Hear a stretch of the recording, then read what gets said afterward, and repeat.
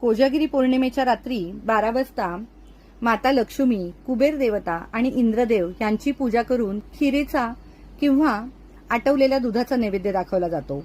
या रात्री असं म्हणतात की माता लक्ष्मी ही सर्वत्र भ्रमण करत असते आणि ती विचारत असते को जागरती, म्हणजे कोण जागा आहे, आणि जे जागा आहेत त्यांना ती भरभरून आशीर्वाद देते की तुमची मनोकामना पूर्ण हो।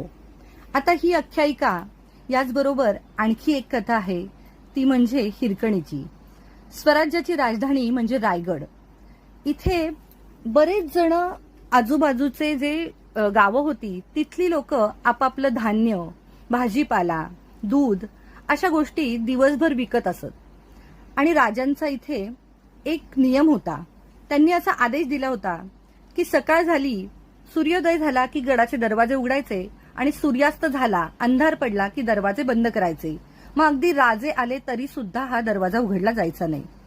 रोजच्या प्रमाणे हिरकणी आपलं खूप सारं दूध घेऊन विकायला गेली होती आणि हा दिवस होता कोजागिरी पौर्णिमेचा।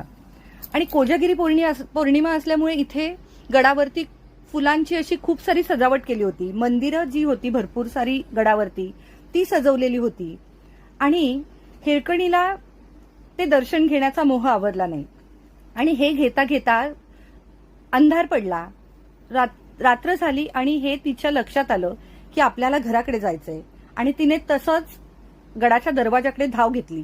तोपर्यंत गडाचे दरवाजे बंद झाले होते आणि राजांचा आदेश होता की राजे आले तरी सुद्धा उघडायचं नाही। साधारणच्या हिरकणीसाठी हा गडाचा दरवाजा उघडला गेला नाही। हिरकणीने चहूकडे पाहिलं आणि एक अत्यंत कठीण असा कडा होता, टोक होतं, त्यावरून ती खाली उतरून आपल्या बाळाकडे गेली आणि तिने आपल्या बाळाला दूध पाजलं।